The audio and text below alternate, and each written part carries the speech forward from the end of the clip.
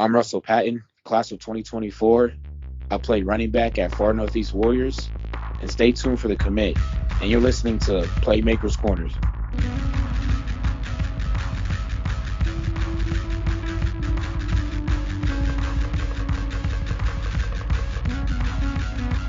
Hey y'all, what's good? It is one of your hosts of the podcast, and specifically your host for this episode, Kodey Stoffer. And you already know it is interview time. That's why you clicked on it. And this interview involves an athlete from episode 328, our top 5 class of 2024 running backs. If you would like to introduce yourself, where you're from, where you play football, and the position you play, please take it away. Yeah, my name is Russell Patton. I play football at Far Northeast Warriors. My position is running back, and I'm from Denver, Colorado. Yes, sir. And you're actually the first Far Northeast Warrior to be A, featured on a top 5 list, and B, be interviewed on the show. So thank you for your time, man. Yeah, appreciate you and you guys, what you guys do as well. Hey, we try our best. And, it's a lot easier when we get to see athletes like you make the impact that you have had and, do your thing on the gridiron, man. And we'll talk more about your game and stuff here in a second. But first one, this is kind of just like this is mostly for the people, I guess, for the listeners at home. And this to kind of build, some connections and some bridges here. And that is, for a lot of us athletes, we first become enamored by the sport watching something. And so we want to know, what is your favorite sport viewing experience, whether that was live at a game or something that you watched on TV. Gideon even mentioned maybe you've heard something really cool on the radio that was a really cool memory. That's a little less common, but this could be, a high school game that you saw as a younger kid. This could be a college game, a professional game, and it doesn't even have to be football either, but just your favorite experience as a fan. Yeah, I mean, there was this one time where it was me and my pops. We was I believe it was a Bronco game we was watching. And man, my dad's a die-hard Bronco fan, so it was those times are always fun. But it was this particular game that we was watching, and I can't remember what. I don't know if it was a playoff game or a regular season, but I know all it was they had a great play that happened, and me and my dad we ran outside and started celebrating because I think that was it caused them to win that game. And those times was was always good, and it was I was able to times to connect with my pops and stuff as well too. So those was all the good times and stuff, and I feel like that's even made me get more deeper in love and watching the sport instead of just only playing it.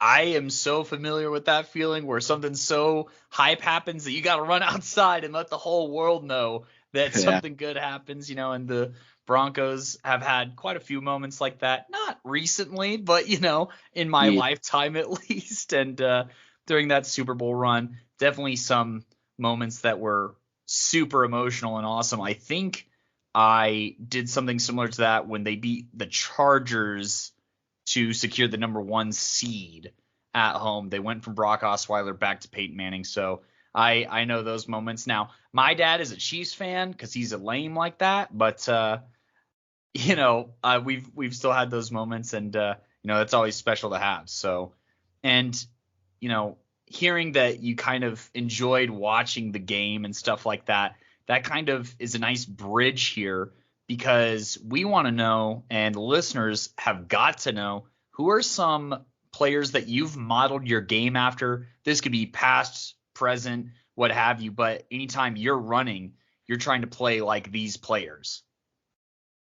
Man, I could really go on a list, but I named a few. But my dad's, he's a very old school. So I grew up watching, a lot of Barry Sanders, Terrell Davis, people like that. And, I just really fell in love in the way they play and stuff, and how they took the game of football and how they run it. Probably some presence. I really I really like Jameer Gibbs.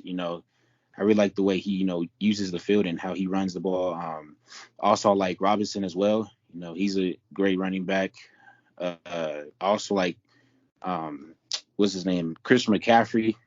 Love the way he runs. And yeah, it's all those players do different things on the field that I love watching. And there's many more. I mean, running back has to be one of the richest positions in the history of the game of just talent and all the different ways that you can run the ball. And, I could definitely see some of those influences in your game. And, hearing you talk about kind of some old school greats, we love to hear that. And I mean, there is one play, and I talked about it in your film evaluation, where it felt like you ran like 150 total yards, just sideline to sideline, back to the other sideline, and just all over. And that is some Barry Sanders kind of stuff right there, to not only have the vision, to see those lanes and those running lanes open up, but also see that side to side action and just see the whole field as your playground to make plays. And so I definitely see that. And then, always got to give a shout out to CMC, Colorado guy. I know that Valor, there's some mixed ideas about Valor, but at the end of the day, we love to see a Colorado kid doing his thing on the highest level. So I got to shout him out there. And all those other guys, I mean, Robinson, we did a film breakdown on him when he was fresh out of high school, because Coach V, who co-hosts, he's a U of T fan. He's a Texas guy. So he was super excited to get Robinson in that recruiting class and all that kind of stuff. And, we actually, on top of breaking down his film a long time ago, which we've come a long way as well as far as breaking down film, but we broke down some of the top running backs in the entire country, and then we turned our attention inwards towards the state. And so that was kind of the baseline here. And on our list here, you got a composite score between Simon and myself of an 81.45. What were some of your thoughts on our evaluation? Maybe some things that you think we got right, maybe some things that we weren't as accurate on, or maybe some context on maybe some of our critiques or praises. We just kind of want to hear what was going on for you when you were listening to our eval. Yeah. I mean, for the most part, it was a great breakdown. I definitely, took the advice that you guys gave me and stuff, and that's what off season's for. So I'm definitely putting that into work. Something I probably would say is, I know you guys, mentioned the passing. The thing with that is, our coach is very, I would say, old school, but he mainly wanted me, just running the ball and stuff. No doubt, like I could definitely catch, but I know you guys, going off what you see from film, of course. But yeah, and then towards the middle of the season as well, I ended up getting an AC joint injury, so that ended up causing me to limit as far as like there are certain games where I'm only playing offense. So I was doing that for a while. But yeah, that had that little happen. But yeah, my coaches are very just want me to just a run type of guy. But if I need to catch some, I definitely do that too. But other than that, though, it was a great evaluation, and I definitely used it to my advantage. I'm glad that you're able to get some takeaways from it. And yeah, I mean, with basically all the receiving this year, I think that the highest grade we had for anybody was a 7.5. Not only is it for like far northeast, but it's kind of a Colorado thing that the running backs kind of stay between the tackles, drop the hammer, and make the plays and be the focal point of the offense. That's kind of just where, I mean, there's obviously schools and programs where it's not like that and it's a little different, but I'd say for the most part, definitely a running back centric state and running the football and stuff like that. So that's totally understandable, and we try and shout that out here too. It's like, oh, just another victim of a school that doesn't really pass the ball. So, right. But shout out for being able to make those catches, and when your time comes, we're gonna see that in action. We're very excited for that, obviously heading forward. But that's wild that you were playing through that AC joint issue though during the season. I mean, holy cow! Talk about a commitment. Yeah, no, for real. It was crazy. I was in the trainer every day. There was a point where the trainer told me, he said, go to the doctor, man, get it checked out. I did that. They said, hey man, nothing too crazy wrong. So you could, play if you want, if you feel up to it. And, I just told myself, I'm like, this is my senior year. I'm not missing no games. So went back, told my trainer, I said, hey, whatever we got to do to just keep it, good, I'll do it.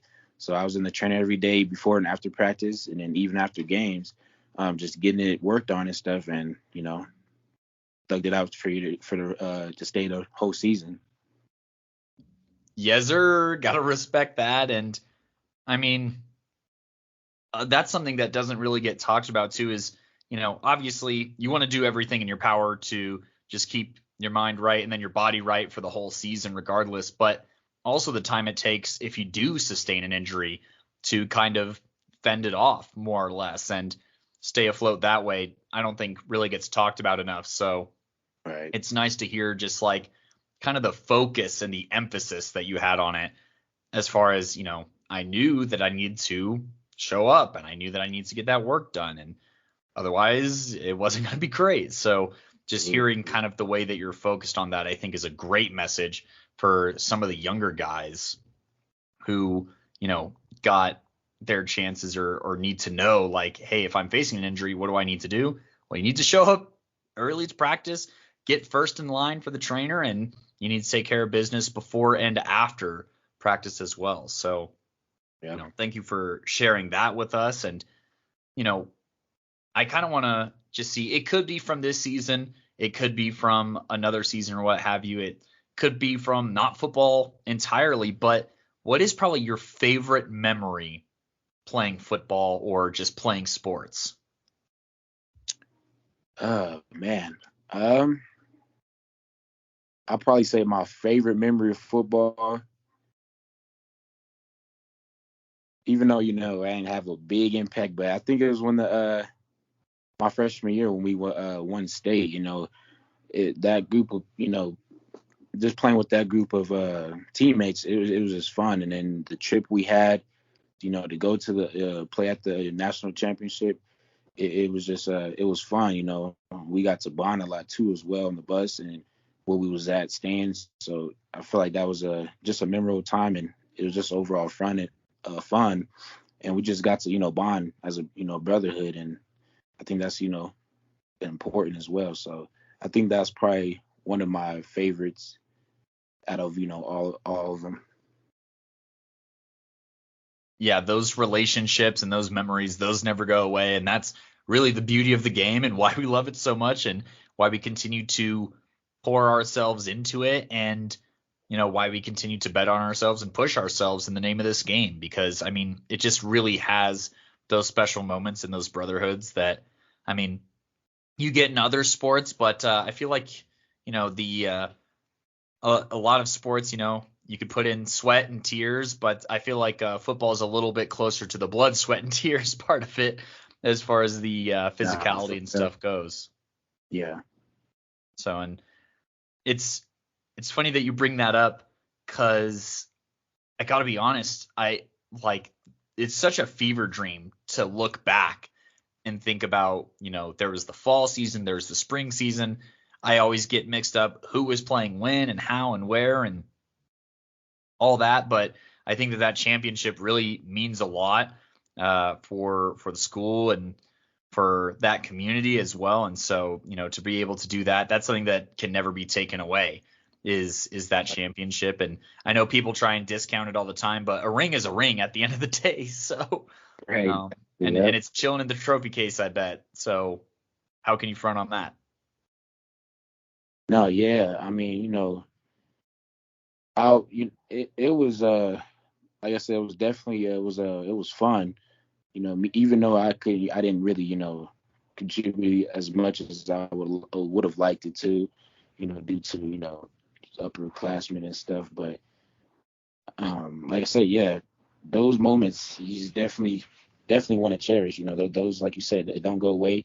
You always able to come back and look at that and like, wow, that was the time that this happened, and and it's just something just to always have and be able to future family or whatever, just to show them like know how it was back in my day or whatever. But yeah, those are times you don't want to miss, and You just want to, take advantage of every moment. Like, I was there. I was there. Yep, exactly. So, I mean, you did get chances to contribute just later on. And, following your high school career, we always encourage players to, be your biggest advocate. And so if I'm a scout in front of you right now, what are 2 to 3 qualities or abilities that separate you, Russell Patton, from other running backs in the state of Colorado, at Far Northeast High School, or even in the country? What I would say separates me is, and my teammates, I think they could, vouch for me as well. Like, when I'm with them, like, off the field, I'm cool, calm, and all that. But once you're on that field, like, they tell me too, like, I changed to a whole different, person. Like, I carry that leadership around, and, when somebody messes up, like, I'm not gonna, just let it, slip and just, okay, you messed up, but I'm gonna, make sure you hold yourself accountable. But also, tell like, all right, come on, we got, what I'm saying, also put that motivation in you as well. So I'd say probably, leadership, and also just, just determined to win, trying to have a team that you could try to push and be like, tell them like, come on, y'all, we got this, So I feel like leadership and just being that, having that mindset of just, wanting to win. And I feel like that's what separates me from everybody else. The way you can lock in, that is a special thing to have, and not everyone has it. So, and being able to hold people accountable. I mean, it's not a comfortable conversation to have, and you don't want to tell your brothers, hey, what are you doing? Like, Right, why are exactly. you running this? This is the design. That was your responsibility. No one wants to have those conversations, but to, receive it from a coach is one thing, because, that's expected. That's what they're there to do. But to know that your teammate is counting on you to make that play, it kind of puts an added importance onto it, as far as team culture and stuff like that goes. So that's invaluable to have in a locker room. And, I'm excited to see who is able to capitalize off of that and get you into that locker room to be that guy. But, that recruiting stuff is kind of down the line later in this interview. We're still going to just keep it in this high school season here. And we want to talk, your individual perception on matchups. If you had a favorite matchup, whether that was a player like a linebacker you got to clash against, if you had a little Eddie George, Ray Lewis thing going on throughout this season or throughout an entire game that was really fun to be a part of, or just a defensive unit that you were really fun that you had a really fun time matching up against, or even if it was out shooting an offense or another running back on another team trying to outrun them. What was kind of your favorite matchup from your individual perspective from this past season? Yeah. My favorite was actually I like the matchup between me and Kogatis. That was that game I was really pumped because I've been before the games I always go do some research on opposite players just to get some intel on them. But yeah, going against him it was fun, and me and both him carried much respect towards each other as well. But yeah, he's a really good player, and it was just overall fun experience just to go hand in hand with him. I also say probably I can't remember the name. I know one of them is Jake, but I can't remember the other one. I know it starts with a D, but it's number 2 and 3 from TJ. Those are great matchups as well to go against. When they're playing on the D level and me and on offense. It was always competitive between us two. But yeah, those were fun experiences as well. As a whole, I'd probably say Ponderosa. Ponderosa has a great defense. They really, I'd say they really watch film, especially on me and stuff. But yeah, those are the moments that are just fun and competitive, and then at the end of the game you shake it up and good game and all that stuff. But those are the moments that are good and just you know Yeah, that Spartans defense was legit. I mean, they were loaded with talent basically on all 3 levels. And one of our guys, Gino, he went to the Thomas Jefferson Bear Creek game. So we got eyes on them from this past season. And actually, my old youth football coach is actually their defensive coordinator. So once I heard that he took that job, I was like, okay, the Spartans defense is going to come to play this year. And, he's a big linebacker guy. So no surprise there that you got to get into a chess match and earn every single yard in that game for sure. And that was a closely battled game. Cole Gaddis, I mean, you guys were ranked neck and neck with each other. I think that you guys are pretty different backs, I would say, for the most part. So Yeah. that makes that matchup pretty dynamic and exciting. And I'm glad that you got that opportunity. And then, Ponderosa, we got to see them a few times this year. And I mean, they're always really competitive on the 4A level, especially, regular season. They are a tough beast to overcome. So I like hearing that, the challenge was the exciting part for you. And, you brought up some pretty big names, or at least I'd say some pretty big names here in the Colorado football scene. But do you think that there's anybody who maybe doesn't get the radio play or talked about that you went against that, was still a challenge? I guess, like, was there anybody or any opponent that you think was a little, underrated that you didn't talk about, or, and it could be a name or it could be a number from a team, because maybe they're so underrated we don't even know their name. They came to us and played, but yeah, he was on the more short, stocky side, play running back. But yeah, he was. I feel like he's, I mean, granted his size, but I feel like he's, a little underrated guy. He was, be honest with you, he was tearing up, our defense. He's, even though his size is not what you expect, but he could still run the ball and stuff. And I thought that, I'm like, okay. And yeah, things in that nature. I think, I can't remember the school he went to though, but yeah. I almost wonder if it was that Denver South running back, because they have a couple of shorter guys. But it's always, don't read a book or don't judge a book by its cover, right? Is kind of the saying for players like that.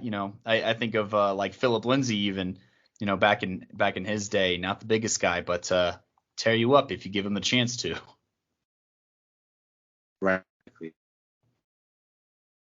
So, and, kind of transitioning just a little bit here to talk about, who are some teammates, or if there's any camps or off-season work that you worked with, who are some other players that you've interacted with and have made an impact on your game, and what was that impact? This could be from this past year, or, I know that far northeast they had, I want to say, was it Jackson last year at tailback? So, Yeah. Anybody who's kind of, on the more close side who's impacted your game, who are some of those cats? Yeah, like you said, like you just mentioned, Dre, he's definitely, because when I went there, he was a sophomore, I was a freshman. He's definitely been like a guy that improved my game throughout all my whole year, until he ended up leaving and stuff. But somebody else is, I would say, and he's not, I wouldn't say help me, but he's not like, playing my position. But I go to this trainer out here, and I met what's his name? He goes to Oregon now. 17, play for Creed. Do you know what I'm talking about? I'm trying to think of his Purchase? name. Yeah, Purchase. I met Purchase. And Okay. he's a really cool dude. Met him and stuff, and I wouldn't say top as far as like position wise, but he really, his mindset and things is really like helped me as far as like mindset with football and stuff. So I thought that was pretty dope and cool. There was some camps that I got to go, went to, that got to compete against some great running backs as well. There's a running back from Regis that I was at a camp with. It was a good competition between me and him. So that was pretty dope. But yeah, I think that was pretty much it. I As mean, far those as are some heavyweight names. So, absolutely. and it doesn't always have to be somebody at your position, right, that pushes you. And, We actually had a Right. chance to interview Blake last year, and I mean, he just seemed way wise beyond his years, honestly. And I don't know if that had to do with his older brother also being a dominant athlete or what have you, Right. but he definitely was locked in for all 4 years of his high school career, and obviously it showed with that dynasty that Creek had and his contributions to it throughout the years. So always good to take advice from any and every direction. And Abs- I mean, he's somebody who went to Oregon. You talked about some camps that you got to go to, and you know, I'd say that he's a bit more on the rare side, just because, in my opinion, of course, I think that Colorado talent is overlooked here compared to the national scene. And I just want to kind of get your take on it. Do you think that Colorado is overlooked? And if you think so, why do you think we are kind of treated like a flyover state? Um, I do believe that we are overlooked. I think it's just, it's just getting the names out, like them other states, they got programs that, like for example, IMG and them other type schools as well. Like they have, built-in programs to set, these athletes up for, success and stuff. They have that great facility and stuff, and there's a lot of coaches over there that have experience with, NFL or, maybe coaching college or even coaching NFL and playing themselves. So I feel like that separates them from, the schools out here, the big time schools out here, um, and then, that and it is what it is, but I feel like the college coaches tend to go towards those type of schools than over at Colorado. But then again, Colorado as well, I feel like sometimes Colorado is slacks in, work, but there is talent out here, but just doesn't, there's just, nobody knows. I like that you're calling on Colorado to have some accountability in this situation as well, because while we can be upset that we are flown over sometimes, there's something, there's always a reason, right? And there's typically more than one even. And we've aired our grievances, I guess, on the air through our culture series and stuff about some things that we think could change to help out Colorado. And, I think slowly we're starting to see some of those changes, but maybe not fast enough Right. in regards to just kind of how we conduct ourselves and stuff like that. But, there's, like you said, there's a few reasons for it. And, we have IMG. They take some Colorado kids and they go and play at a place that takes it a bit more serious, and promotes a little bit more. So that doesn't help our rep. We got to remind people, hey, Kolstad, or whoever goes there, they were here once. You saw them here first. And I think that it's stuff like, making a big deal out of like the playoffs, the college football playoffs. There were a ton of linemen that were in that game. And it's like, oh, hey, those are all Colorado guys. And, I feel like once that egg starts to crack, it kind of opens everything up. It's like, oh, well, they have offensive linemen. What else do they have? Oh, is there a position that runs behind these linemen and capitalizes off of it? Oh, okay. And, I think that once, we have our kind of foot in the national door and take advantage of the free press that's basically right at our doorstep, that is for the best for us. So I totally agree. And I think that part of it that we try and do is by publicizing the season and doing weekly recaps and stuff like that. And I think that while what we can do is we're pretty good for a small group of people who try and cover the whole state 1 through 5A. We do our best, but there's definitely some things that we miss. And we also want to know, kind of just as a player, what was your kind of views here? We want to know what it was kind of like heading into the season. We do a season preview of everybody. So I guess like what were kind of the expectations heading into the season? And then just take us through the season. It doesn't have to be week by week, but just kind of the highs, the lows, and, if there's anything wacky or weird or wild that happened in between. We just kind of want to hear from a Warriors perspective what was going down during the far Northeast season. Yeah. I mean, we came in the season, lost a couple, players, big time players, a quarterback and stuff. But, we still came with it, I feel like majority of the players, that really, take it serious. We came in the mindset of, okay, even though, we lost some players, we still gonna come here and do our job and, try to, win as much as games as we can and stuff. That first game against Westminster was definitely like a wake up call in a way, because we blew them out last year and stuff, and then come this year for it to be a close game, and it's like that game right there was like, all right, this is how the season looked like, how it's gonna be. So then after that we went back to practice, the drawing board and stuff, and started cleaning some things up, and then after that it's like every week we feel like we was getting better and better, but just couldn't come out with the with the win I like we wanted to. And I'm trying to encourage my players to keep their head up and just keep on coming. And then during the middle of the season and getting towards ready to end, things a little started getting weird. Main players start getting hurt. Players choosing and when to come to practice. So it's like, okay, now what's going on.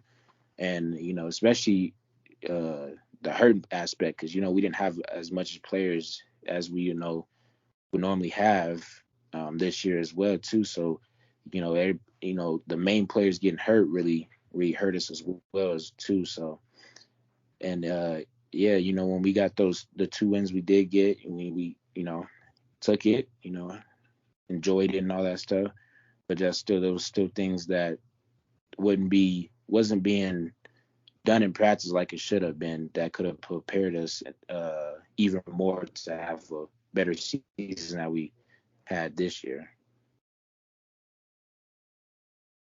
I mean, y'all were competitive in a lot of games. I mean, very rarely do you score 48 and it's a loss, and 28 or 21. I mean, these are one score games that you guys are in. You guys are in dogfights just throughout the season with other tough teams. And not that I'm trying to do an excuse or anything, but it definitely doesn't help when you run into some of the complications that you guys had, and Right. especially like from your position and in that leadership role where you're holding people accountable, and then you can't even hold them accountable because they're not there. It's like, okay, guys, what are we doing here? What's going on? And I guess like you kind of alluded to it a little bit, but there are some young guys on that squad. Obviously, on every squad, there's underclassmen, whether it's the people who are going to come back to varsity or junior varsity guys who are going to be asked to take on bigger roles. I guess, what are some lessons that you hope some of these younger players kind of take with them into next season? Don't let the 4 years or, these, even when the juniors that are going to seniors, don't let that time period go to waste, because, my people, they, said it as soon as I was a freshman. Hey, this year, your 4 years going to go fast. Prepare. And that's real, here already about to graduate and stuff. But I just hope that, even for the freshmen as well, too, they need to start taking that stuff serious, like right now. And, that's going to help them put them in the best position they can, be in as possible. But like I said, as for the juniors going to seniors, take the off season serious. Go to as many camps as you can, just to get your name out there, because exposure is everything. If you don't got your name out there, it's going to be hard to get recruited.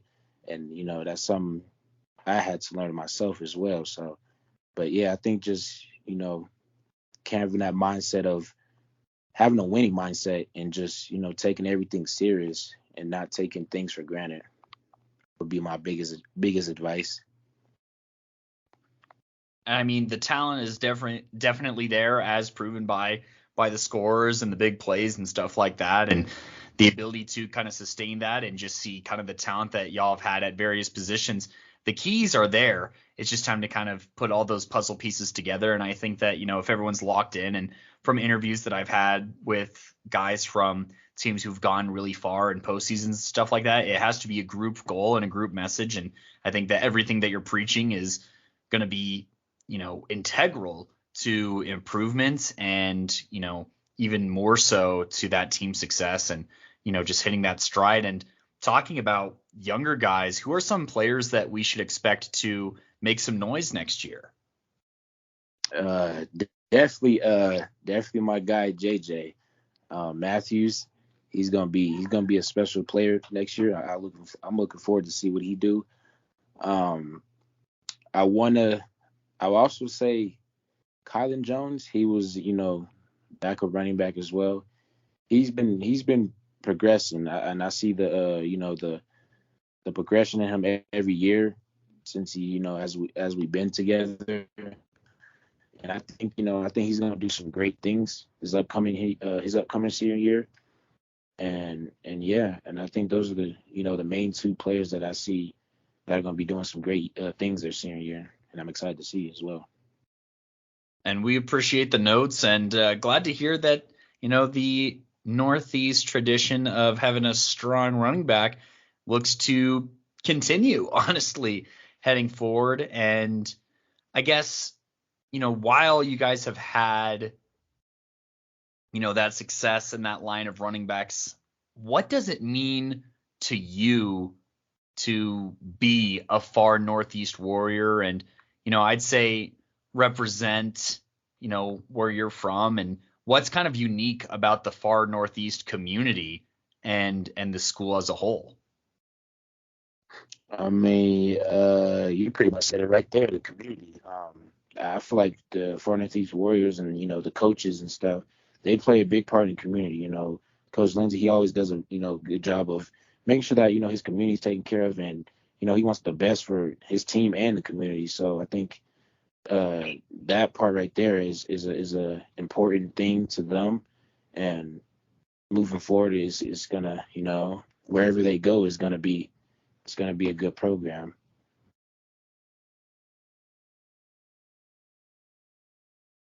It always helps to have those keys in place and to make the most of that. And yeah, just really take care of business. And you're somebody, you mentioned it earlier in the interview here, that you were eventually limited to one side of the ball. But I think that it gets a little bit less rare the more you move up classifications. But on the 4A level, you were playing both sides of the football. And I kind of just want to get a real quick take from you on some of the benefits, but maybe also some things that people perhaps don't think about, like the wear and tear or anything like that of being a two-way player. Yeah, no, for sure. I'd say the main good thing about playing both sides is the condition part. By me doing so much, it kind of just doesn't bother me.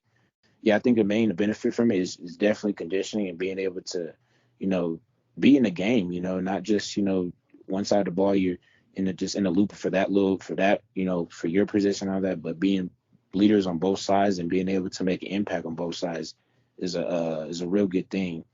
And then, like you said too, it is a wear and tear on your body as well.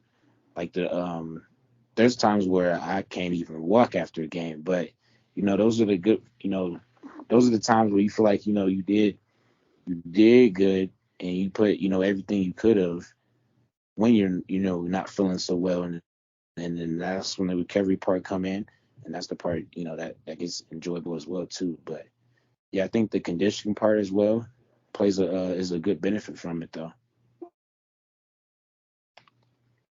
You have to be in shape to not only play on both sides of the ball, but I mean to play well on both sides of the ball. That's a whole nother thing. It's one thing if you're just running around, but the fact that you're making plays on both sides of the ball, that takes even a little bit of extra gas. So, digging in, finding that extra gear, getting into overtime and getting it done. I mean, this just sounds a lot like the mentality that you kind of want to be picked up and passed along the rest of the squad heading into next year. And hopefully, some of that dog finds its way, from some of those younger players that you already shout out, and kind of just takes over the whole team and is contagious, and that kind of mentality and that conditioning. I mean, it's one thing where you only have to play one side of the ball. You have to be conditioned to a point, but both sides, that's a whole other level. So I respect that Exactly. 100%. And, I think that's something that made you unique as a prospect. And there are some things that you talked about that we got to talk about. And I mean, like I said, 81.45 overall score. That's right around like that 3-star kind of look. And, obviously being a part of Colorado and that look has some drawbacks sometimes. But I mean, you've gotten some pretty solid, at least from program offers, a place like Western, I want to say was your most recent one. According to your Twitter and stuff like that. And I just kind of want to know, what has been your recruiting story and what does that kind of looked like, and what things have you kind of learned along the way? Definitely the recruiting process has been a process for sure. One thing I do wish is, I wish I started on it just my freshman year, actually. I just wish I started on it sooner. I actually did start on student. It's just a matter of having the film to be able to do, or to be able to, send down stuff. But the recruiting process is definitely, it has its mixed feelings. There's times where, you get to thinking and stuff, but it's definitely a fun process. But yeah, I do think that starting on it early is the main important thing, because like I said earlier, if you don't, get yourself out there, no exposure, not emailing, texting coaches and stuff, it's going to be hard to get recruited, because these coaches are looking at a whole bunch of players across the country. So, you thinking they're just going to come find you is going to be, not so good of a look on you, as well as, if you're trying to get, as a player, senior, trying to get an offer or anything. But yeah, I think starting on it early and, sending your stuff out early as well too, and just, building a relationship with coaches as well is the fun part, and also, has its mixed feelings as well too. It's a roller coaster. That's something that we've heard from everybody on the entire ride, and past, present, future. It'll always continue to be a wild ride, and you kind of just got to expect the unexpected for sure. And, take the dubs and, take the L's on the way and just keep it rolling. Honestly, there's no time to stop on this train. Yeah, there's times where I text 10, 20 coaches and none of them respond. But, that's part of the process. You got to be your own biggest advocate. And, talking about your ability to advocate for yourself and just looking out for what you want in a program, I guess, what are some things that you're prioritizing from an offer, a school, or a football program? Definitely somewhere where, where I feel welcome, not only that, not, saying that, okay, they want me, but also, some want and a need, somewhere where I can, adapt to very easily and just overall feel comfortable and welcomed by the coaches and players. So I feel that's the main important part. And also like the living situation, somewhere I can feel comfortable living. And yeah, I think those are the main things to separate from as far as choosing. Someplace that feels like a home and has room for you. Absolutely. And I mean, you don't, if you don't know for sure yet, but do you have any idea on if any place that's taken a look at you or talk to you, if you might know where you're going by any chance? Yeah. So yeah, I will be committing. I'll be committing here soon. Stay tuned for that. Oh, you already know, man. We always get so hype at the chances that y'all get on the next level, and we'll definitely stay tuned for that. And I'm not 100% on when this episode even comes out, and I'm gonna leave this part in too, just so they know that looking back, it's like, oh, he knew, but we didn't know. You know what I mean? So We're very excited, and by the time we share this, we're definitely going to be tagging that program probably and just be like, oh man, if only I could have got the early inside scoop. But we're very excited to see that news, and heading towards the college level. I mean, what are some of your goals or your outlook for college ball, and what are some things that you're going to work on this offseason to kind of get ready for that? My goals is and it's always been my goal since I was playing since I was 4 is obviously get to the next level. Going from a D2, although it might be a little harder, but there's a lot of players that that are in the NFL that came from a D2 school as well. But I feel like that's just a stepping stone right there. But yeah, my goal is make it to the NFL and having my degree as a backbone as well, since I want to go and do business with in accounting. So I feel like if I could just keep my head straight and stay focused, that'll be something I'll be very proud of to accomplish. Some things that I will do over the off season is same thing I've been doing is keep working.